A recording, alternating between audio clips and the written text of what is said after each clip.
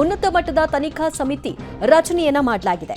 ಈ ತನಿಖಾ ಸಮಿತಿಯಲ್ಲಿ ಗೃಹ ಇಲಾಖೆ ಕಾರ್ಯದರ್ಶಿ ನೇತೃತ್ವದಲ್ಲಿ ತನಿಖೆಯನ್ನು ನಡೆಸಲಾಗುತ್ತೆ. ಎಕ್ಸ್ಪರ್ಟ್ಸ್ ಕೂಡ ಈ ಕಮಿಟಿಯಲ್ಲಿ ಇರ್ತಾರೆ. ಉನ್ನತ ಮಟ್ಟದ ತನಿಖಾ ಸಮಿತಿಯನ್ನ ರಚನೆ ಮಾಡಲಾಗಿದ್ದು, ಈ ತನಿಖಾ ಸಮಿತಿ 3 ತಿಂಗಳ ಅವಧಿಯ ಒಳಗಾಗಿ ಸಮಗ್ರ ವರದಿಯನ್ನ ಕೊಡೋ ಮೂಲಕವಾಗಿ ಏನಾಗಿದೆ, ಈ ದುರಂತಕ್ಕೆ ಕಾರಣ ಏನು, ತಾಂತ್ರಿಕ ದೋಷನ ಅಥವಾ ಬೇರೆ ಏನಾದರೂ ಕಾರಣಗಳಿರಬಹುದಾ, ಅದೆಲ್ಲದರ ವಿವರಣೆಯನ್ನ ಈ ವರದಿ ಕೊಡುತ್ತೆ ಅಂತ ಹೇಳಿದ್ದಾರೆ. ತನಿಖಾ ತಂಡಕ್ಕೆ 3 ತಿಂಗಳ ಡೆಡ್ ಲೈನ್ ತನಿಖಾ ವರದಿಯನ್ನ ಸಲ್ಲಿಕೆ ಮಾಡಲಿಕ್ಕೆ 90 ದಿನಗಳ ಗಡುವನ್ನ ಕೊಡಲಾಗಿದೆ. 90 ದಿನಗಳ ಅವಧಿಯ ಒಳಗೆ ಸಮಗ್ರ ವರದಿಯನ್ನ ತಯಾರು ಮಾಡಬೇಕಾಗುತ್ತೆ. ವಿಮಾನಯಾನ ಸಚಿವ ರಾಮಮೋಹನ್ ನಾಯ್ಡು ಅವರು ಈ ಬಗ್ಗೆ ಸುದ್ದಿಗೋಷ್ಠಿಯಲ್ಲಿ ಮಾಹಿತಿಯನ್ನು ಹಂಚಿಕೊಂಡಿದ್ದಾರೆ. ಹೈ ಲೆವೆಲ್ ಕಮಿಟಿಯನ್ನ ರಚನೆ ಮಾಡಲಾಗಿದೆ. ಎಕ್ಸ್ಪರ್ಟ್ಸ್ ಕೂಡ ಈ ಕಮಿಟಿಯಲ್ಲಿ ಇರ್ತಾರೆ.